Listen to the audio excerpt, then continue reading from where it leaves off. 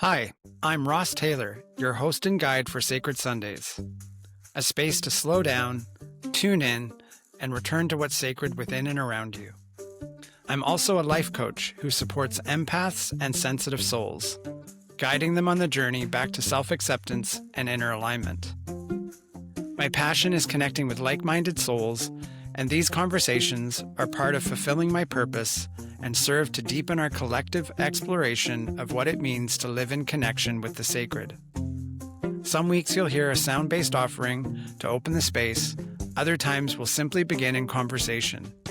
However it unfolds, this is an invitation into presence, connection, and the beauty of the unseen. If you enjoy these conversations, please subscribe, rate, and share so others can find their way here. So pour a cup of tea, settle in, and let's begin. I'm happy to welcome Claire Bonin to the Sacred Sundays podcast. Claire is a clinical herbalist and witch based in Nanaimo, BC. She has been working with herbs since 2015, graduating with her community herbalist certificate and diploma of phytotherapy from Pacific Rim College in 2019. Through each adventure and misadventure life has presented since then, there has always been a herb friend patiently waiting to guide her back home to herself. This love affair with plants is the backbone upon which she has built a following of over 95,000 witches on TikTok, and her craving for connection, depth, and long-form love notes to plant friends is the perennial joy driving the offerings she shares with students and patients alike. So happy to welcome you to the podcast, Claire. To be with you, Ross. Thank you. So Claire is going to begin by sharing a guided meditation with us, and so I'll hand it over to you, Claire. Amazing. Thank you so much. You're welcome.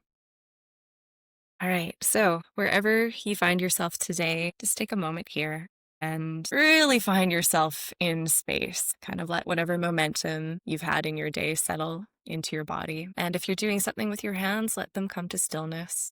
And find yourself in a seated position where you can really be alert, but also at rest. Here at the beginning, I'm going to invite you to take a couple of deep breaths. So inhale through the nose and sigh through the mouth. One more time.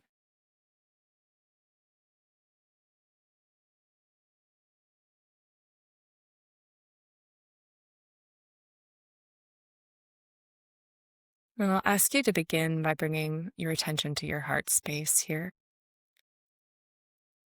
And just very gently making note of any tension that you have in your body. And at this point, we're not trying to do anything with this tension at all. We're simply noticing, being really present with ourselves.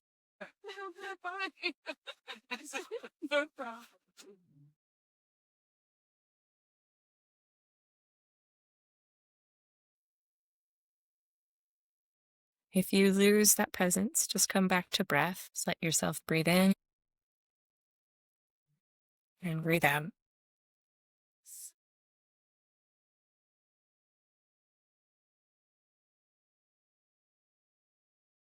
Now, here at the beginning as well, I'd like you to bring to mind someone with whom you have an uncomplicated loving relationship. This could be a parent, a grandparent, a lover, a pet, the divine, whoever it is, as long as it's someone who sees you for all your virtues and your flaws and loves you unconditionally. Just invite you to bring that awareness into your heart space. And as you do, kind of notice what happens in your body. Notice if there's any softening around your heart space. Maybe a little bit of tension gets released through your neck and shoulders.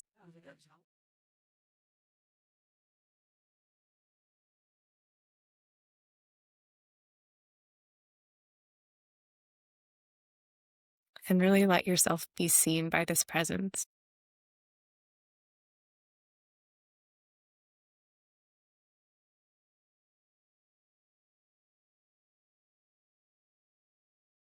Now, I'm going to ask you to bring to mind something in your life that has a bit of an edge for you. So this could be something that is a cause for frustration for you at the moment, or maybe has some sadness attached to it, or maybe somewhere where you feel stuck in your life. Now I really like this. But yeah, I just found the antlers. As you bring this situation to mind, I'm going to just ask that you notice how your body responds to the stimulus. I know it didn't plan. There's a little bit of tension, maybe, or an internal gripping. And again, we're not trying to do anything with that. We're just noticing. No, I didn't get There's 130.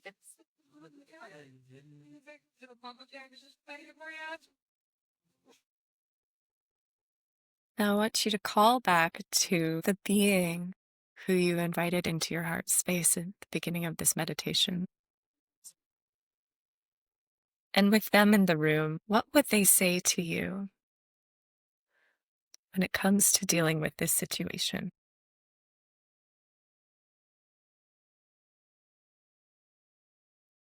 This entity who loves you so much, what would they say to you now? Of course.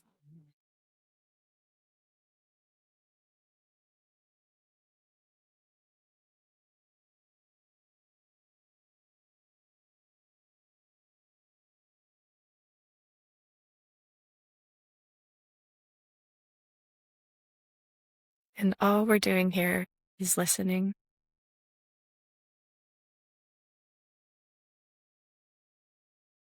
Just feeling a moment of grace.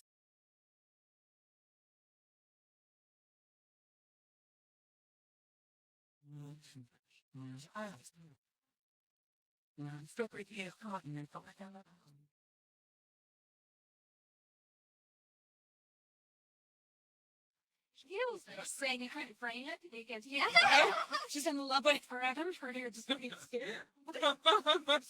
It's not right. You see this Now thank that being that you've invited into your space for their insight and send the situation, just set it to the side, just for a moment.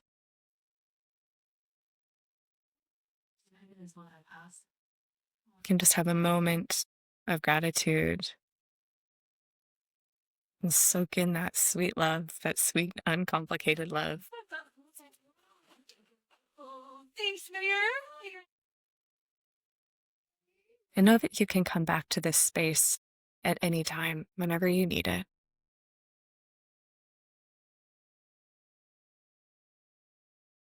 Oh yeah, I've been fine now.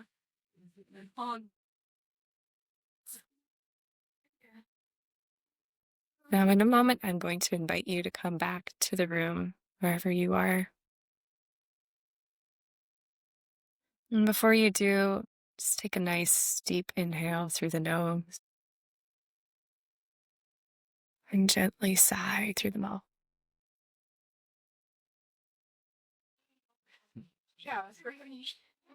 Might feel good. Just bring some gentle movement to your fingers and toes. Might feel really nice to place one hand at the back of your skull, just at the base of your neck, and one over your eyes, and just take a deep breath here too.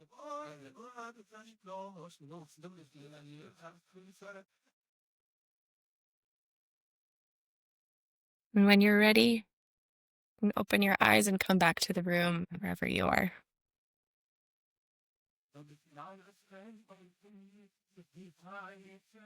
Beautiful meditation. Thank you. Yeah, it's a juicy one. It is. I like the contrast of those two experiences and holding them in that way.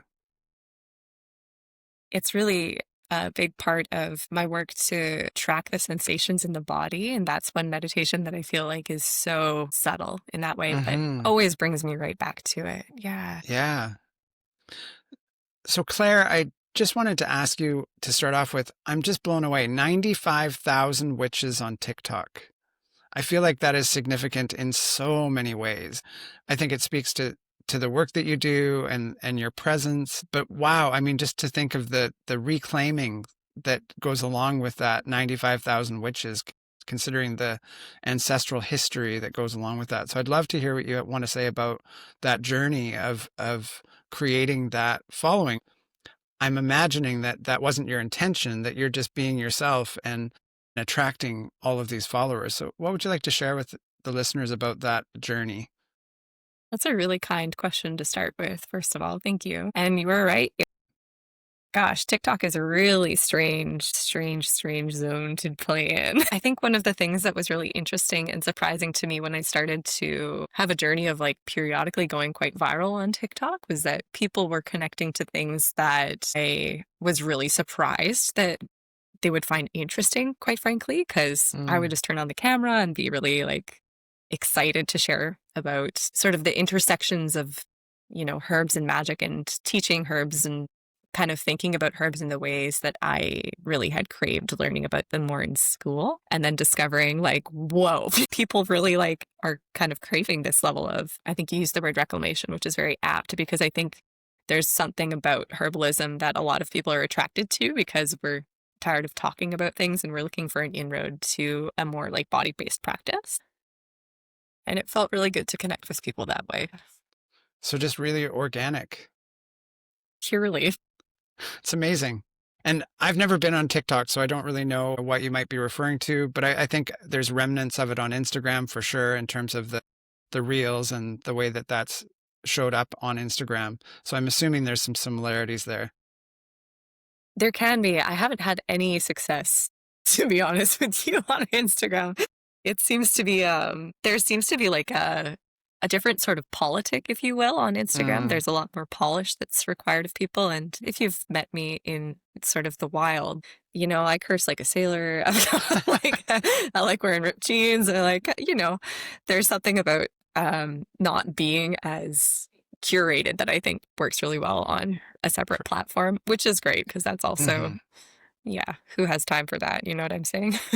I think it's also a refreshing perspective to be that way. I'm surrounded by several people who would say the same thing you do, like, swear like a sailor. And there's something about that is just really refreshing. So I can see that that's a part of it. And, I met you, I think probably a month ago at an event in Nanaimo, and I haven't seen a lot of your Instagram. What I have seen, there's a lot of beauty and a lot of depth, and it's very clear, like in human design, you're a projector and it comes across. I mean, what you're doing and the way you do it is very magnetic, and that is the hallmark of a projector in alignment, right?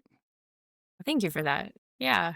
It is really like learning that I was a projector was pretty mind blowing because I definitely found like, I don't know, there's something about the journey of like being really shocked that the things that make you who you are or are really exciting and life-giving to you is like, I don't know how to say this without sounding a little bit crazy, but like there's sometimes I think a bit of like narcissism that we get when we're like, oh, this is like my thing. And then you share it with people and it's like, oh no, I'm one of like many. Everyone loves this. This is insane. Yeah. Yeah. I mean, that's one of the things I encounter in some of the groups that I do whenever we sit in circle. And I think you and I actually might have talked about this at the gathering we were at. It's like, there's always someone who needs to hear what someone else says or someone else that's going through that experience. And so we can easily judge what we're about to say or what we're going to share, but really there's a collective energy that is desiring that exact thing. Yeah. Right? It's so real. So what would you say to someone who is like herbalist, don't know what that is? Like, where would you begin that conversation if someone was listening and wanted to learn about this for the first time? I like that question a lot. Thank you for that.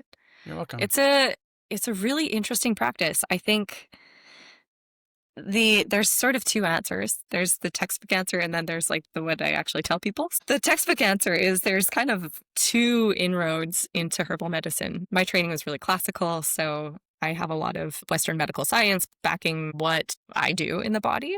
And then there's also a huge lineage of folk tradition when it comes to the practice of herbal medicine that's really at its heart very land-based and very about learning how to understand the rhythms of the land and the way that those rhythms also show up in our own bodies and our physiologies and our mental and emotional landscapes. The way that I practice herbalism, because there's no two herbalists that practice the same way, is really about learning how to speak those languages and be present with someone and sense and hear and listen to what their emotional patterns are and act as a matchmaker between a herb that would really, really balance whatever symptom or disharmony that they're coming to you for help with. And I will say that there's a right herb for everyone. Sometimes it's really, really hard to locate which herb it is if you don't really know what you're looking for. Herbs are really, really complex. Okay. And how does herbalism differ from Chinese medicine? Or is there a crossover? It's a good question. Totally. So Chinese medicine is, first of all, it's like my favorite diagnostic system that I've learned. And it's ancient. Oh, it's so, there's this richness to it. But Chinese medicine has a whole language that involves learning like meridians, and they have 5-element theory. And there's a way that the organ system in Chinese medicine doesn't necessarily translate to the way that we talk about the organs in Western medical sciences. So herbalism is a little bit different in that the way that we formulate herbs is really different. In Chinese medicine, they tend to have a fairly set formulations for different things. And like one formula will do like 15 different things, and they're really powerful and really do what they say they're going to do. But the way that a lot of Western herbalists will practice is that we will formulate based on the person in front of us. So no two formulas look the same. And there's a lot of flexibility with that. Some herbalists will only prescribe one herb at a time. Some will do formulas with like 15 herbs in them. And it's a little bit different in that way. Okay. Yeah. And in what you described before, you kind of alluded to a shamanic element, like a shamanic kind of connection to the earth and the patterns of nature that we're perhaps living contrary to. And so I imagine that some of the people that show up in front of you are actually having that experience. They're living out of alignment with the energies around us. And by drawing on the herbs, you're actually bringing alignment back through nature as a solution. Is that accurate? I would say that that's a really big part of it for sure. Yeah. I like to teach seasonal workshops just in that exact spirit and sort of like, okay, well, we're in the fall, which I find myself reaching for these herbs, and maybe it would be nice for people to know. It's like we're really taught to kind of distrust the rhythm of our body. I think when it comes into like the dark of winter, when we're supposed to be hibernating and like getting into more yin-y states, or even like the fall is associated with grief and the lungs. And like that is like such an unpopular emotion culturally. Like it's so taboo. So we stay busy, we stay hyped as a way to avoid going into those places. And that unfortunately does make those patterns go deeper, and that causes more illness in the long run. But it is really interesting, like cyclically, the things that I find people, even like sitting across the table from people, like the emotional patterns that will come up seasonally, like it is like clockwork. And it's really just kind of like, oh, isn't that interesting? I think the reason I asked the question was because just last week I did a talk on that very thing of aligning with the seasons and how we get out of alignment. Like this is a time of slowing down and going within and withdrawing our energy from everything. And yet everything is ramping up. We've got Halloween and Thanksgiving and then Christmas. And it's like, it's go, go, go, go, go. And so it's interesting because I think one of the participants in that conversation made the comment about her own inner cycle and how that is a reflection of the seasons as well. And I wondered how that played into the work that you do. And I think you're answering that question quite nicely. Is there anything you want to add to what you said, though? The thing that comes to mind when we're sort of like speaking about the cyclical nature of the universe and of life is that life is a circle. And I think a lot of the times when we have things happen in our lives, like traumas or like really difficult seasons, we often forget that like we will have a chance to revisit it at some point, and we will have a lot of tools that we're going to accumulate until that time comes again, and that we are so much more equipped to handle our lives than I think we are. And I think a lot of the times like the spiritual aspect of herbalism is really interesting, because like whenever I'm intuitively reaching for a plant, like, let me think if I can think of a good example. Like today I was reaching for elderflower, which is like such a huge ally for me. Like she's so beautiful. And it really was interesting when I was pausing. I'm thinking, okay, why am I attracted to elder today? I was like, okay, well, this is an antiviral plant who also like has a bit of like a settling effect on like really spicy emotions, which is like kind of perfect for this time of year. It's to help go down and in. But sometimes we reach for things without necessarily realizing why we are. And I think learning how to trust that impulse again is like a really, really important aspect of trusting the body again. And also knowing that like we're just animals, you know, like we're having this crazy experience. Life is a circle. You already know what you need to do, whether or not you've trusted that intuitive ping and like gone towards it or not. Yeah. And you're pointing to something that I think I've said it a few times over the course of doing this podcast, and it's worthy to say again in this context, is 70% of the population in human design is a generator type, and they've got the energy to keep going and moving. And one of the things I say to myself, especially, and every generator I encounter, is that we have to go slow to go fast. And so part of the slowing down and part of really, hitting the brakes is listening to our internal cues and connecting internally in a way that we may not have before. And so I feel like what you're saying, it's like when we slow down enough, we can actually tune into what our body wants and needs and find the answer that we otherwise wouldn't be able to see. And I'm guessing that through the work you're doing and through the herbs that you're sharing, that's helping people to do just that. Absolutely. And it's really cool the colloquial, when I sit with someone, and it's a really interesting experiment because I am an introvert at heart. Like I really am much better at listening than I am at talking. And you can kind of read in people's body languages the way that they are just needing to be given the space to really find their own answer about things. Yeah. At the beginning, when I started with that meditation of where do you feel this tension in your body, like that question is gold when it comes to tuning back into those cycles. Like tension in the body has so much information to give us about like what sort of resistance we have in our lives versus where we're finding flow. We live in really intelligent things, these bodies of ours. Oh, yeah.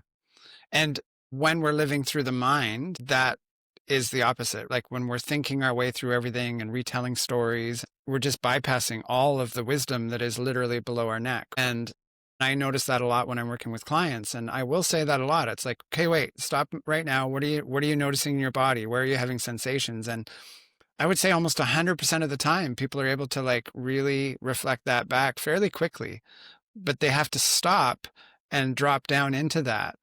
And usually there's some tremendous wisdom that comes from that sensation.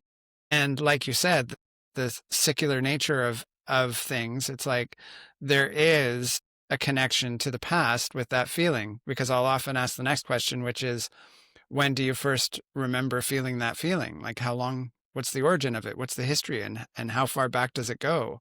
And it's like, it's usually somewhere between 5 and 7 years old. And it's fascinating, the wisdom that exists. And so I really love any modality that brings that level of slowness and bypasses our mind and gets us into our body in a supportive way. And again, that comes back to the work that you're doing as well. I love that you kind of brought it back to that spirit of like, if we are not living in the present moment, that there's a lot of room for those narratives to eclipse reality in a lot of ways. And it's interesting. I'm in the middle of this book right now called Flourishing Kin by this woman named Yuria Selidwen, I think her last name is. And anyways, she talks about how contemplative practices have been sort of co-opted in the West to make us better worker bees, right, rather than honoring like the indigenous way of doing a contemplative practice would have been to really like develop that relationship with the land. And through developing that relationship, we create ethics that make us more protective of the land, but also more protective of like, there's only one me in this moment who's experiencing this moment. Like I never get to experience this again. And I think that's just such a beautiful thing to return to. Yeah, it really is. And it's something that, you said something that really made me wonder. It made me think about going back to what we talked about at the beginning, which is the question around the witches, right? It's like, I just have this belief that this is something that was intuitively known and systematically suppressed because of the wisdom that was contained in these teachings and these knowings. And so I wonder, the rise of the feminine, the rise of the witches, it's like, to me, it's nothing but a good sign, because it means that all of these teachings that are so beneficial and these ways of being that are so important are returning. Yeah, absolutely. And I think it's an interesting, like, my temperature check on sort of the culture of that has really shifted just from being in the realm for so many years. Like 2011, everyone and their dog wanted to be a witch. Like, it was Right. just very, very trendy. And the idea of opening the door to that suddenly became available.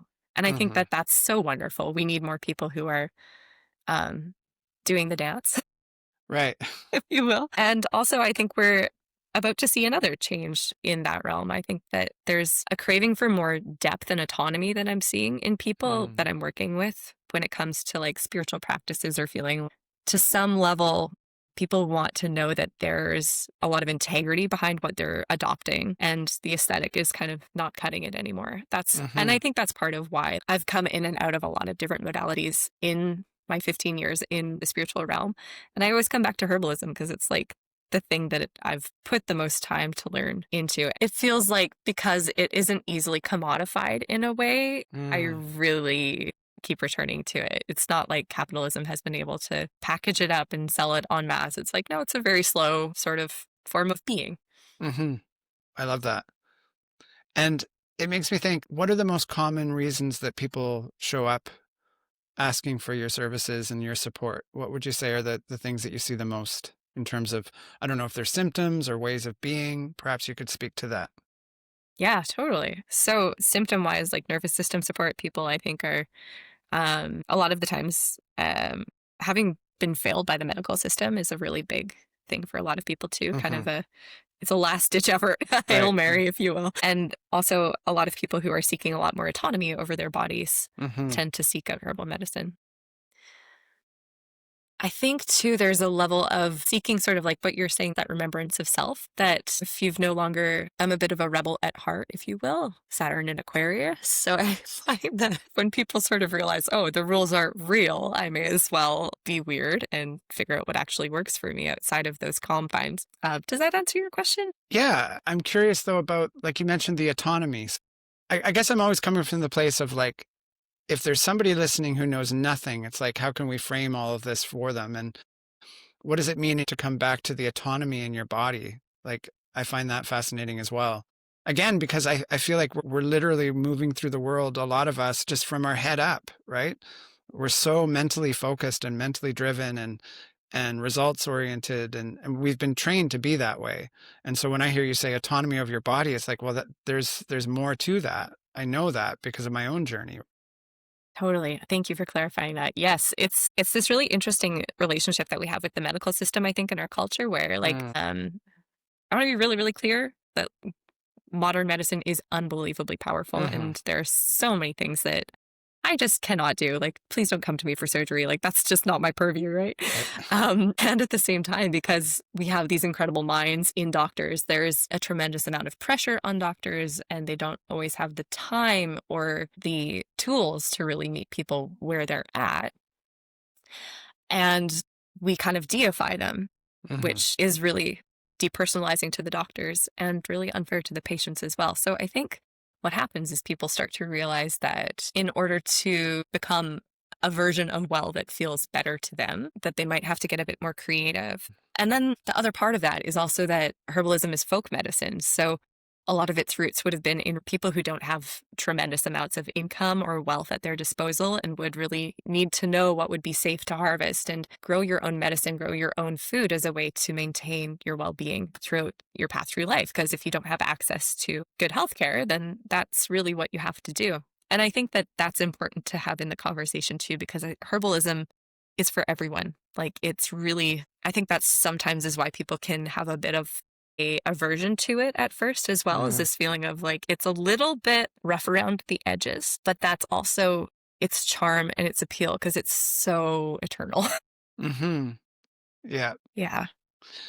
When you were talking, it made me think of the work of Gabor Mate, like one of the books that I came across that really made me stop and think about everything that was going on in my life was When the Body Says No. So it makes me think of all of these things that we're experiencing that there's symptomology for, but there's no cures for, if you will. And so I'm imagining that in your work, people are walking in with symptoms, but there's all of these underlying stressors that are really driving, because that's his thesis in that book, is that it's the cost of hidden stress, right? And that's what's showing up in our bodies. And so I'm imagining that you're supporting with the herbs and also encountering those things that are underneath the symptoms.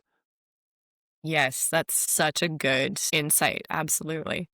And Gabor Mate is brilliant. He's got some really interesting contributions that he's made to sort of the health and wellness field that I Not really everybody enjoy. loves them, though. Not No, everybody he's loves got them. some stuff that's a little spicy. Yeah. Sure. Yeah. But I do think just sort of the core of what you're saying, which is the idea of hidden stress is detrimental to the body. I think we totally have the science to back that now. We know that high cortisol is terrible for your body. And at least once a day, or at least once a week, I should say, when I'm sitting with people, that is typically one of the prongs to the approach that I'm going to take is let's get you back into your body. Let's make sure that your stress levels, if you can't make a massive life change right now, like let's at least help your nervous system cope a little bit easier. And so would I be right to say, based on what you said that herbalism is like folk medicine. And so I heard you say that that makes it more accessible. In what ways is it more accessible? Is it cost, or is it just the approach? Could you say more about that? Yeah, totally. Maybe accessible isn't the right word now that I'm thinking about it. Okay. Because I guess there is a fairly huge barrier to understanding. And I think that is also a thing that puts people off, is because it is a huge learning curve. Like learning the actions and the uses of the herbs, like it's like learning a different language. But if you have a plot of land or even a ditch that you really like and a bunch of seeds, or if you know where the nettle grows in Nanaimo in the spring, like there's your lymphatic tonic. Like you can go and wildcraft and really be connected to the land in that way and get sort of the therapeutic aspect of wild harvesting, which is its own thing. It's just plants are so amazing the way that they talk to us when we're in their environment. But also just if you can get to the plants and you go to them humbly, like they will help you. I love that. And also on the thread of the folk medicine piece, how is this going to play out in the future? Because I just feel like, as I've heard actually in the last week, people have been saying, as things intensify, we're going to have to come back to community. And there's things that are coming that we can't necessarily anticipate. And we're already seeing our systems struggling. So how does this play into the future in terms of how we might come back to this tradition of herbalism? Man, that's such a good loaded question. Where to begin? I mean, I think the future is a pretty terrifying thing to look at, first of all. I think we're all kind of caught between the devil and the deep blue sea in terms of like either we're paying attention to what's happening in the world and stressed beyond belief because it's just insane, or we're in a bit of avoidance. Back to that piece of people losing faith in the systems. I think that's going to drive a lot of people with Neptune in Aries and Saturn in Aries happening next year. I think that's going to be a big driver for a lot of people to kind of say, okay, like this is a thing I'm just going to have to figure it out. Community care is a really big thing too. I find myself thinking quite often that people seek out consultations just to sit with someone who has a regulated nervous system. Yeah. And it's just as much about the plants as it is about that touchstone of another human being who's like breathing your air, you know? And that's the element that's really missing in this system that is just, it's moving no matter. 4 years ago, I was living in the Okanagan and I had some chest pain, and it wasn't heart related, but I was like, oh, I should go get that checked out. And I walked into the hospital because I felt I had no other choice. And the moment I stepped into that, I was in that system, and it just works in a very mechanical way. It's like, this is the thing, go to this. And a lot of it is missing that, at least my experience of it was that it's really missing that human connection so that you're pointing to. And when we talk about the nervous system, one of the main principles, as you just stated, is co-regulation. It's like when we are with a regulated nervous system, we just naturally regulate. And so that is a huge part of healing, to be It's able to have so that big. experience. And you're making me think of this experience I had years ago when I was working in a wellness center as support staff, and someone was having a panic attack. And I went and sat with this person, and they just sort of slowed down a bit, and they looked at me and they said, "What's wrong with you?" And I was like, "What's wrong with me? Like, I'm the one supporting you. Like, there's nothing wrong with me," in my head. And then I was like, "What's wrong with me?" I said, "You're used to being supported by people who are anxious as they support you." And so what he was saying was, "Oh, I've never experienced what it's like to sit with a regulated nervous system. And I'm getting that experience now, and it's different. So there's something wrong with you." And it was like, for me, it was a huge gift as well to hear that. For him, actually, he just stopped seeking me out and sought out other people to sit with him that weren't regulated. It was quite interesting, because that That's was what interesting. actually he was used to feeling, right? Oh, totally. So, yeah. That is wild. It is an interesting thing to kind of think about, just the different ways that like we can often, I think, seek out relationships and like even caretakers who are like Mhm. heightened. Right. I'll never forget when I was in herb school. One of my favorite things about being in herb school was I'd learn a new herb and then everyone in my life had to try it because Okay. like this is my new best friend. I had just learned a herb called shatavari, and I really love teaching on this herb because it's so yin-y and so Mhm. down-regulating, and like holy smokes, this plant will just bring you right into the present moment and like you'll be in the void. And I gave it to one of my friends at the time, and she said it's really disorienting being this calm. Right. I was like, yeah, it is. Right. I heard a speaker recently talking about homeostasis, and chaos can be our homeostasis. We can be used to that as a norm. So, yeah, and I want to double back. I wasn't intending to make fun of anybody. It's just laughing about my own experience of that, and how what we need can be so far out of our radar. And then when we have it, it's like, oh, it's so nice to have that experience of someone. Back to what you actually said, was someone's actually listening to me, and somebody's with me, and somebody is pacing what I'm trying to say and understanding it, rather than just giving me what they think I need. And that's So just it. Yeah. so is there anything about what you do that maybe I haven't asked about that you'd like to speak about the work that you do? There's other Mm, things you do as well. You give readings, right?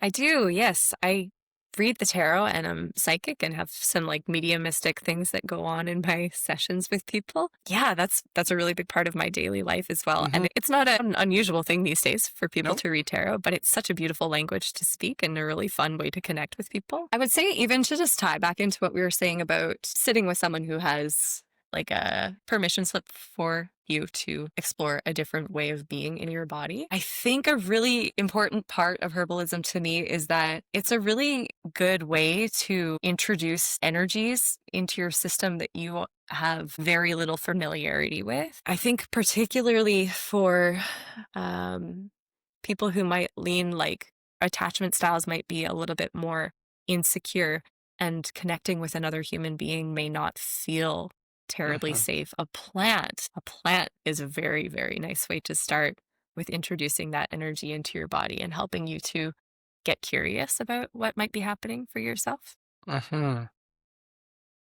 With that too, there's a lot of things that I think the crossover with that and then into more of the magical aspect of what I do is, at its core, witchcraft is really just understanding how energy works and understanding how to dance with it.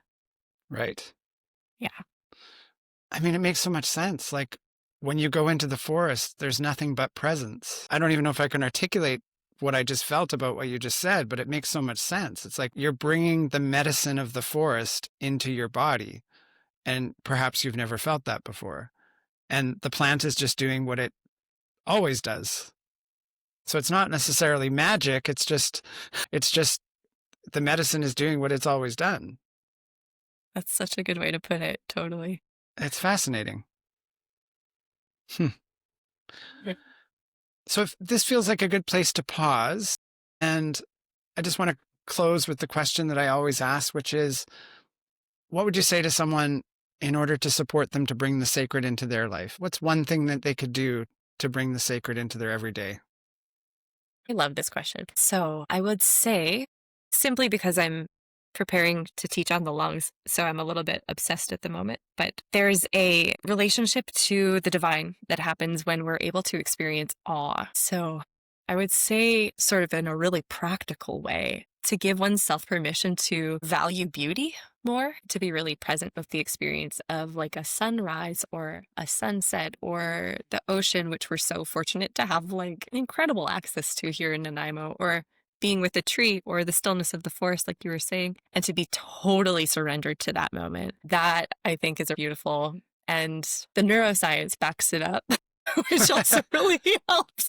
But it's a really important way, I think, for a lot of people to give themselves permission to experience the sacred, and also because it allows us to remember the sacredness that is within ourselves. Mm-hmm. Thank you for that. I love that reflection. I think it's really helpful. And for people who would want to stay connected with you, how might they find you? Great question. Best way to get in touch with me is through social media. So my handles are at Marked by a Witch on TikTok and Instagram, or email me at markedbyawitch. If you're in Nanaimo, I am at Lobelia's Lair Monday, Tuesday, Thursday, Friday, and the occasional Wednesday sprinkled in there. Okay. And I always have tea going, so feel free to swing by so we can have a little cuppa. Excellent. And we'll put all those links in our show notes at the bottom. So great to have this conversation. I really enjoyed the pace and the reflections and the depth to which you were contemplating every question and your answers and the places it went. So I feel like there was an energy to this conversation that was really nourishing and supportive. And I just really appreciate all that you brought to this conversation. Thank you for that reflection. It's been really lovely connecting with you. You're welcome. Thank you for joining us on Sacred Sundays. I hope something in today's offering spoke to your spirit, stirred something true, or simply gave you a moment to breathe. If this conversation resonated, please take a moment to subscribe, rate, or share the podcast. It truly helps this work reach the people who are meant to find it. And if you'd like to explore more of my work or connect with me directly, you can visit rosstayler.com, and that is Taylor with ER.com. Until next time, may your day be slow and sacred.